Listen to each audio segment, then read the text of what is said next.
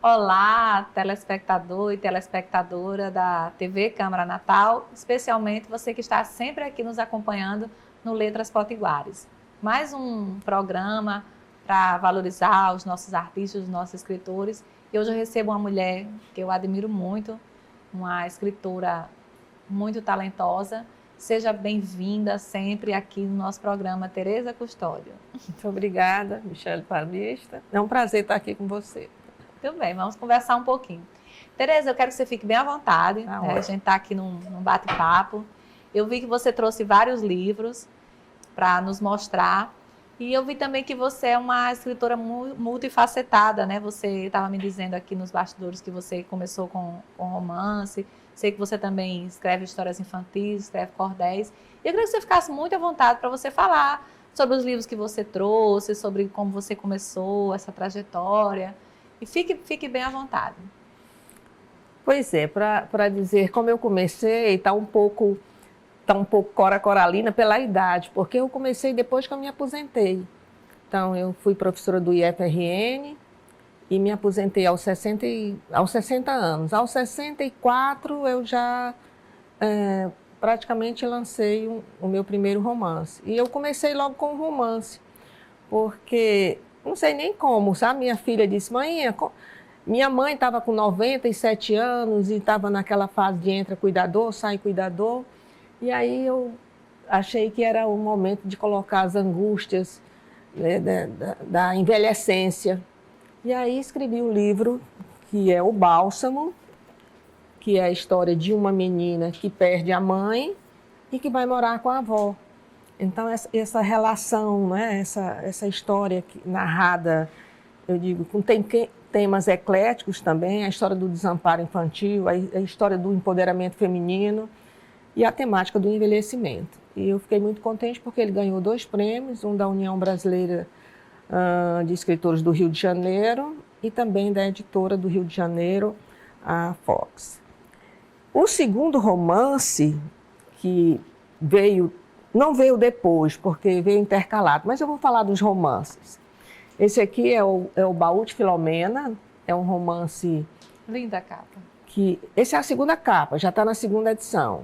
Sim. Ele foi escolhido pela editora CJA, num concurso literário, e também ele foi pela Lei Aldir Blanc, teve esse prêmio da Aldir Blanc, não é? Que já nos favoreceu economicamente, vamos chamar assim.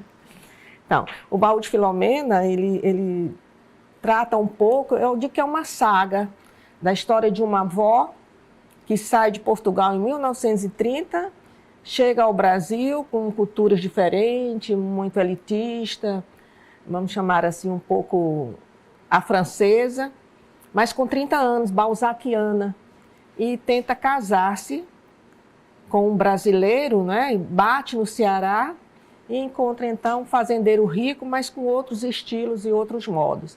E daí começam os conflitos.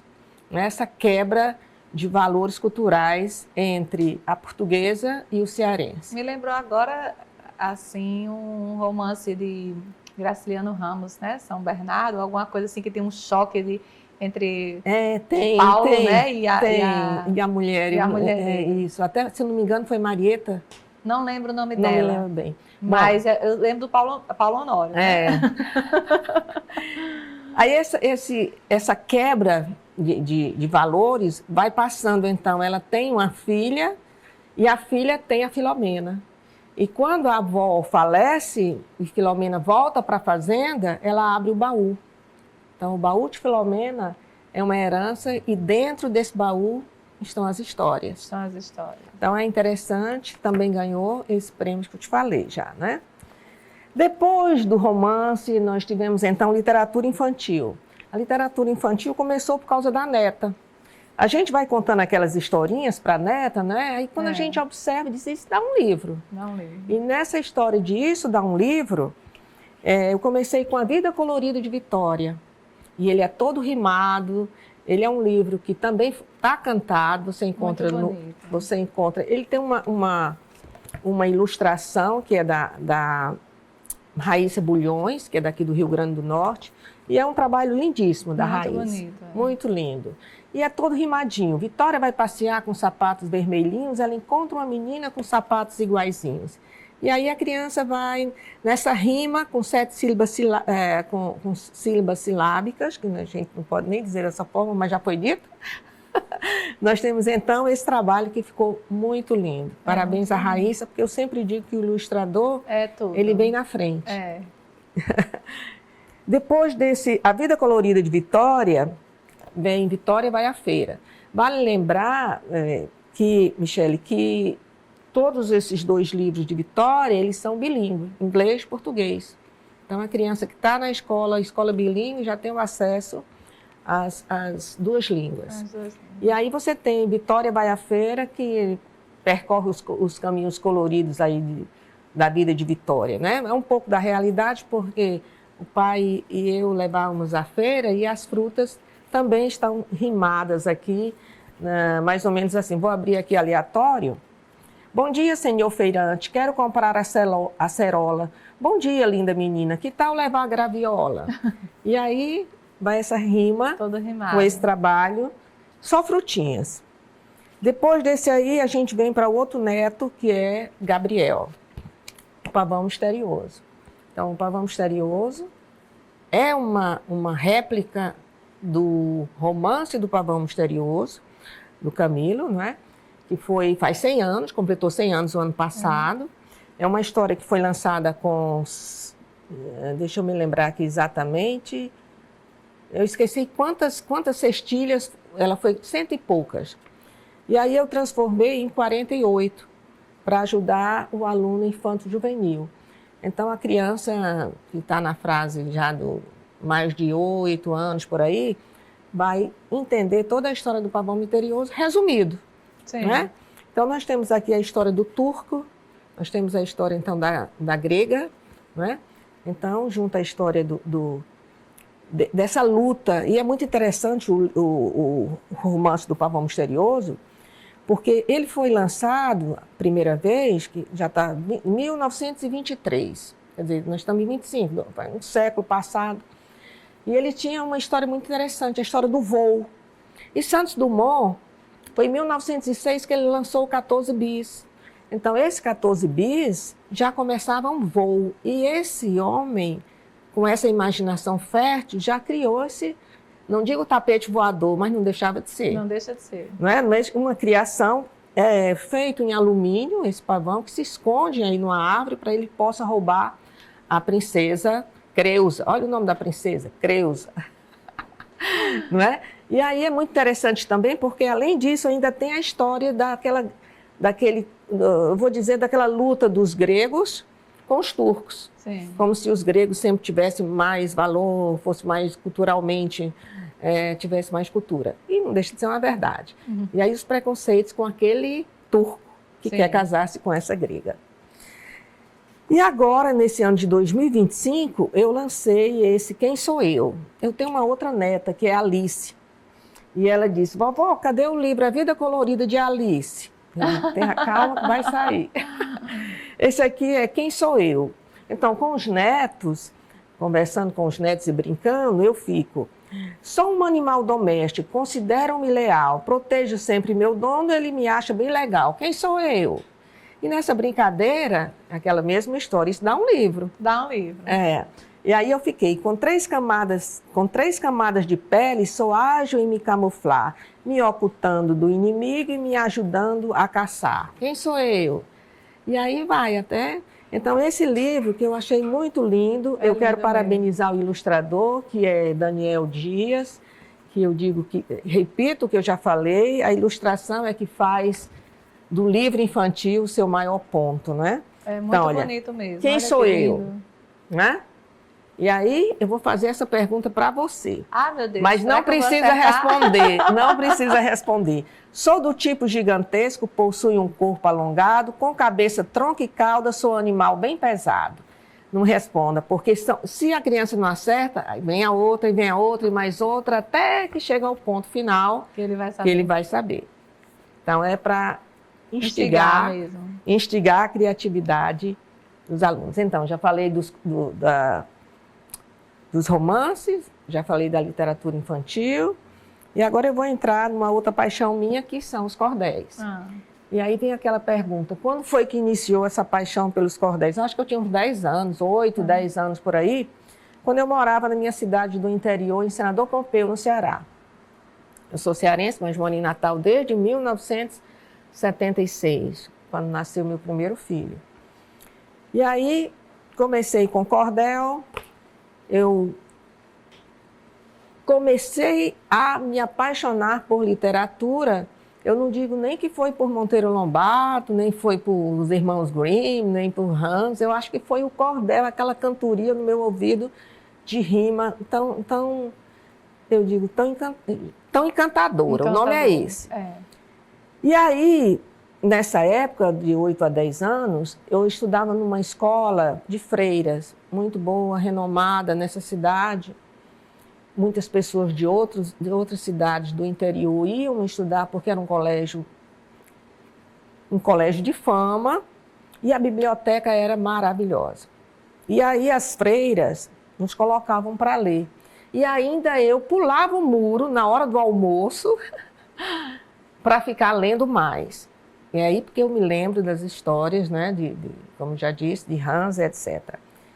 E foi nessa paixão por ler, e juntando a literatura de cordel, e aí vem aquela paixão pela leitura, né? E a gente, quando começa a ler, é como vício de cigarro, não quer parar, só se tomar uma pílula. Já foi até falado sobre essa pílula aqui, em outra conversa. Eu quero falar do Nísia Floresta. Nísia Floresta, quem foi, toda a história dela aqui, todos os livros dela aqui. São 18 cestilhas desse folheto. Foi uma coletânea, essa é uma coletânea poética do prêmio Nísia Floresta de Literatura. Foi patrocinada até pelo Centro de Documentação da SECOP, se não me engano. E nesse concurso literário, era uma homenagem aos 210 anos de Nísia Floresta. Então, foi um concurso nacional. Teve 294 pessoas inscritas. Dessas 294 pessoas inscritas, foram escolhidas 25. E aí, Tereza Custódio teve esse cordel Nísia incluído. Eu fiquei muito feliz com isso, porque eu digo, de 294 nacional, e Tereza Custódio está aqui, a partir desse dia eu me considerei cordelista. Sim! E aí tem mais uma coisa interessante. Dessas 25, são 6 mulheres. 2 pertencem ao Rio Grande do Norte, 2 são cearenses, uma de Sergipe, e a que tirou o primeiro lugar é da Paraíba, uma menina também. Isso me deixou de alegria, porque os meus personagens de romance, eles também pertencem... eu dou ênfase à mulher. Então, se você observar, todos os personagens importantes são femininas. É uma coisa que eu quero batalhar. Como diz Nísia Floresta, né, naquele seu livro Opúsculo Humanitário, é, portanto, em favor de todas as mulheres que escrevemos. Então, é um pouco disso de Nísia, sobre o cordel. Esse aqui também vai ser para você um presente. Obrigada. Depois de Nísia, eu escrevi, esse foi esse ano, Nati Cortês, quem foi. Porque Nísia nós já sabemos quem é. Não precisa a gente dizer quem foi a grande Nísia Floresta, nascida em 1810, né? Estou olhando aqui para ela e ela olhando para mim. Né? Estamos aqui nos comunicando. E depois vem Nati Cortês. Quem foi Nati Cortês? Porque as mulheres que eu escrevo, eu sempre coloco quem foi. Né? Aqui nós temos Nísia Floresta, quem foi, e Nati Cortês, quem foi. Nati Cortês foi a primeira mulher a escrever literatura de cordel no Rio Grande do Norte. A primeira mulher a lançar livro infantil no Rio Grande do Norte. E aí eu digo mais, nasceu em 1914. O ano que a minha avó nasceu. E teve 24 filhos. Nossa, aquela época era assim mesmo. 24 filhos. Eu pergunto, como é que uma mulher escrevia com 24 filhos? Pode crer. Me diga, como era? Perguntei até um filho dela, que nós tivemos um contato, porque para falar sobre Nísia, né, a gente também precisa de investigar. Nísia não, Nati Cortês, precisei de investigar. Tenho uma neta que é escritora, entrei em contato com a neta. E uma coisa interessante, além dela ter tido os 24 filhos, ela, além de ser escritora, e tem mais, tanta coisa de Nati que eu me empolgo. Ela teve livros publicados em Angola, nos Estados Unidos e na Grécia. Olha aí. Veja aí. Foi teatróloga, teve trabalhos publicados no Alberto Maranhão, foi ufóloga e pintora. E nós sabemos disso? Não, pouca gente sabe. Pouca gente sabe quem foi Nati Cortez. Que é importante, né, esses resgates. Essa busca, esse resgate, sabe, esse pescado. A gente precisa pescar essas mulheres. Verdade. E aí a homenagem que Eduardo Gosson tentou e conseguiu, né, que a lei, o Dia Estadual do Livro, que é no dia 8 de setembro, e foi conseguido em 2016, fosse em homenagem ao nome de Nati Cortez. Então, o próximo trabalho sobre quem foi vai ser outra mulher. E me desculpem os homens, mas vocês já tiveram muito privilégio. Muitas vezes. Na história da humanidade. Exatamente. Nem lugar para nós agora. É verdade. E o Valente Mendonça, é que quando eu entrei para participar do grupo um grupo de WhatsApp de cordel, muitos homens. Muitos homens. E começou um tirinete em cima do masculino, em cima dessa luta, não digo de humilhar, mas de rir. Vamos chamar de uma... Foi feito, então, um poema em glosa, com essas estrofes, né, usando aí um estilo bem humorado. Eu digo, esse cara está muito, muito valentão. E aí eu criei esse cordel, o Valente Mendonça. Muito interessante, porque, vou rir aqui, porque eu sei que você vai rir, porque o mote é o seguinte: porém, quando a esposa grita, suja de merda o calção. Eita! Então, era um cara valente demais, ele contando, rapaz, esse negócio de você casar e você acordar e não ter um café da manhã pronto. Ai! E aquilo ali foi, sabe, eu digo, esse cara tá falando grosso demais. E foi aí que eu, na brincadeira, criei, mas fez sucesso com os alunos. Porque no final ele tem que dizer essa frasezinha. Posso ler aqui só um pedacinho? Sim, claro, fica à vontade. Eu não sei nem qual eu leio. Vamos chamar aqui esse. Que sujeito mais glutão, rejeita qualquer salada, come toicinho buchada, cuscuz, farofa e feijão, põe pimenta no pirão, mistura sarapatel, caldo de cana pastel, não sente nada na tripa, porém quando a esposa grita, suja de merda o calção. E tem mais, tem muitas histórias aqui, tem muitos... Lê outro para nós, lê outra estrofe. Gostei. O Mendonça é barulhento, tem bigode e fala grosso. O bicho é duro, feito osso, dá coisa que nem jumento, ronca alto, solta vento, parece até um dragão. Mas não se assuste não, ele tem bastante fita. Porém, quando a esposa grita, suja de merda o calção. Esse é bom. Isso é uma brincadeira, né? De cordel. E vamos aqui, um cordel que me levou aqui, eu digo que quase um ano de pesquisa. Amém. Esse aqui saiu da brincadeira e entrou na seriedade. Que é a herança da diáspora africana. E aqui nós temos a árvore africana, né? Baobá. Que é o baobá. E eu comecei a falar dos negros que muito fizeram por esse país. E eu comecei aqui embaixo com a Caltune, Gangazumba, Cotirene, e cheguei até na Esmeralda Ortiz, na Djamila Ribeiro, tem a Jari de Arraes, que é cearense, né?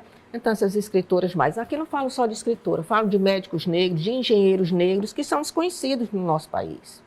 Você só conhece os negros quando você fala de futebol ou música. Esquece dos restantes. Até essa pesquisa me levou um ano. E fala também das mulheres que não podem ser esquecidas. Eu vou abrir aqui aleatoriamente uma e vou aqui na doida. Vamos lá. No Brasil se destacaram o choro do Pixinguinha, o bom samba do Ataúfo, polca e marcha da Chiquinha e o baião do Rei Luiz, genitor do Gonzaguinha.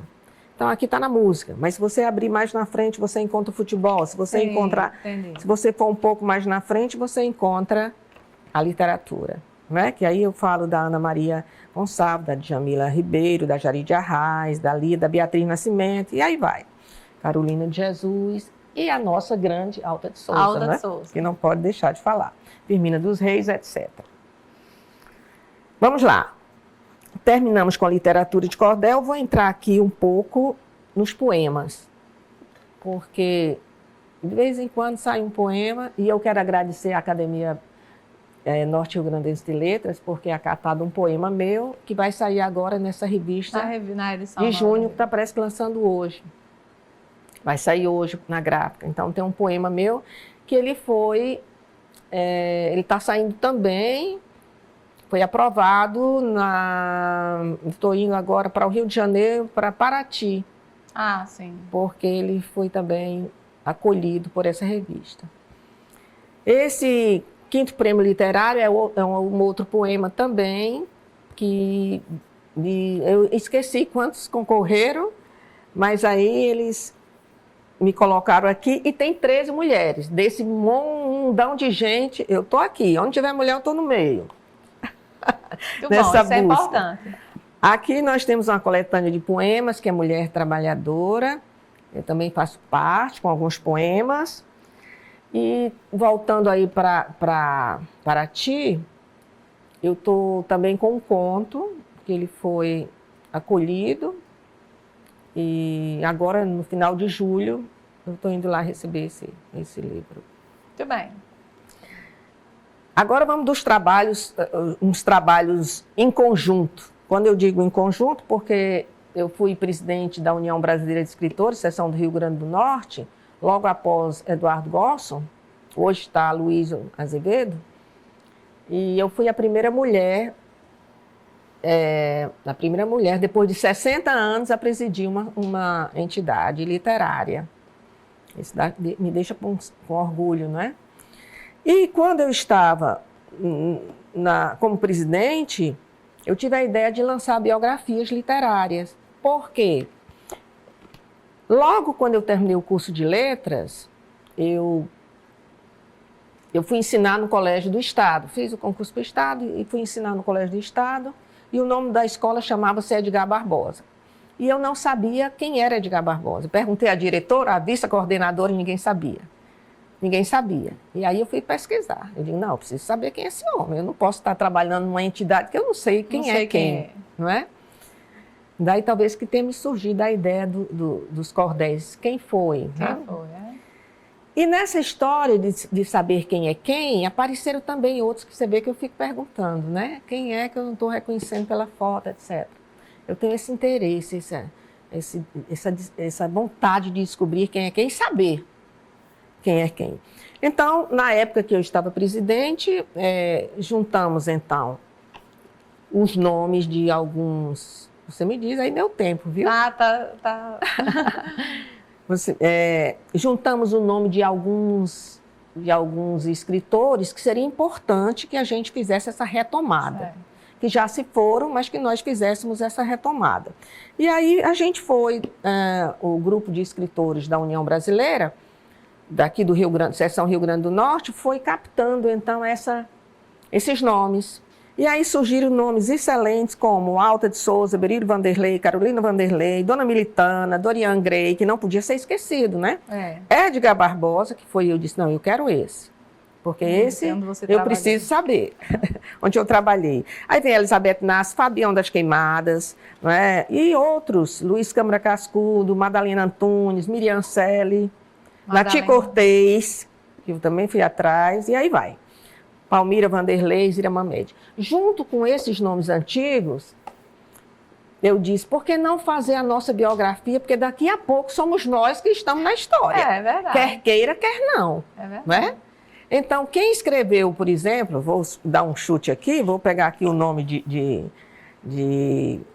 Pronto, Nízia Floresta. Quem escreveu foi Kalina Paiva. Faça a sua biografia. É claro que a gente não vai fazer com o número do que a gente vai homenagear. Vai ser um número bem menor de palavras, mas vamos colocar alguma coisa, porque aí o aluno, a ideia era que isso aqui ficasse nas bibliotecas para os alunos tomarem conhecimento de quem são os escritores do Rio Grande do Norte. Eu não nasci aqui, mas eu já estou quase encaixada nesse processo. Você, né? Já é uma escritora potiguar. E aí vem Palmira Vanderlei, que também teve nossa amiga Ana Cláudia Trigueiro. Então, são Jânia Souza, que escreveu sobre Luiz Carlos Guimarães, José de Castro, Berilo Vanderlei, e aí vai. E outros, né? Dr. Roberto Carlos Roberto de Miranda, que escreveu sobre Ana Maria, que era muito amiga de Ana Maria Cascudo, etc. Flávia, que, se eu não me engano, de Mossoró, não tenho muita certeza, escreveu sobre Elizabeth Nassi. E muitos outros, Humberto Hermenegilda, Madalena Antunes, né, que é famosa aqui no Ceará Mirim. Juvenal, né? Isso. Então é isso. Baseado nisso, nós temos as histórias desses grandes homens e desses outros que escreveram sobre esses grandes homens. Muito bacana. Isso é um presente para você. Ah, muito obrigada. Eu vou querer a dedicatória. Sim, será dada. E esse trabalho, 13 Contos de Terror e Mistério, que tem aqui José de Castro, que eu quero parabenizar, porque é um grande, eu digo que, olha, veja o nome dele aí nessa coletânea, um grande coordenador. Já esteve aqui conosco no programa. Foi. Então, parabéns, José de Castro, pelo trabalho que ele faz com muito carinho, sabe, com muita precisão. Ele também é um revisor, e tudo que ele faz eu acho que fica perfeito. Muito e aí, 13 Contos de Terror e Mistério surgiu de uma forma muito interessante. Eu estava pensando em chamar 10 mulheres para escrever contos. Eu gosto muito de contos. É aquela história que você começa e fechou. Poucos personagens e uma história que deixa o leitor querendo saber o final. E aí, 10 mulheres. Quem são? E já saí pensando na lista dos nomes de 10 mulheres que poderiam escrever sobre 10 contos. Nisso me chega o José de Castro, eu falando para eles, não é? José de Castro, por que só 10 mulheres? Que história é essa, né? Eu digo, vamos abrir espaço então para você e para os outros. Mulheres. E aí surgiu mais homens, aí surgiu os homens. Sim. Vamos abrir então, não vai ser 10 mulheres, né? Esse preconceito com só mulheres, que história é essa? Eu digo, tá bom, vamos então mesclar, não é? Esse trabalho. E nesse trabalho de mescla, alguém deu a ideia, que eu acho que foi Carolina Paiva, não tenho certeza, que disse, por que não 13 contos de terror? Né? Por que não mudar, no lugar de ser contos aleatórios, por que não de terror? É uma boa ideia, vamos fazer de terror. Eu nunca tinha escrito um conto de terror. Eu digo, mas eu topo. Eu morro de medo. Eu topo. Porque aqui tem um pouco de mistério, é mais um mistério do que o terror. Mistério, não tem muito sangue, não. Tem não. O leitor pode ler, você encontra na livraria Manibu e é da editora CJA. Então você pede pela editora CJA ou pela livraria Manibu e outras livrarias aqui do Rio Grande do Norte. Tereza, é muito bom conversar com você. A gente precisaria de mais tempo para conversar. Tanta coisa, mas eu gostaria nosso tempo é muito curto, né? Eu gostaria de agradecer a sua presença, né? Reiterar a minha admiração.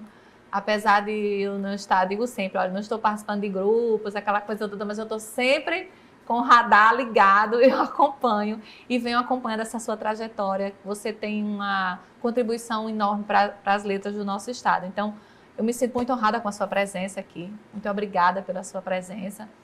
E, quem sabe, um outro momento a gente pode dar continuidade a esse papo. Muito obrigada. Eu queria deixar o espaço para suas considerações já finais. Eu quero agradecer a TV Câmara e principalmente a você, porque foi você que me chamou, né? Então, Michele Paulista, muito obrigada. Agradecer também ao público por ter me ouvido. Então, estou à disposição para a próxima a gente falar de alguma coisa mais detalhista. Sim, né? Sim, temos muita coisa para falar. Os contos, os poemas e as crônicas pode ser um assunto. Pode ser. Obrigada, Tereza. Obrigada a você que nos assistiu até agora. Até o próximo programa.